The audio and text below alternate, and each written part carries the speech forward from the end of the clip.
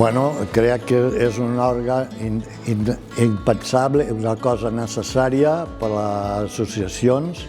d'aquí de la Conca de Barberà, perquè des que està format tenim un lloc per reunir-nos totes les associacions, les 9 associacions, i probablement serem 10, doncs que ens podem reunir de tant en tant, cada 2 mesos, aquí al Consell Comarcal, que és un lloc que és casa nostra i és de tots. Llavors fem les reunions, cada associació dona les seves explicacions, fa els seus comentaris i d'aquesta manera tots podem aprendre uns dels altres i agafar idees que a vegades no les veiem a la nostra associació i una altra associació les fa i nosaltres les podem agafar.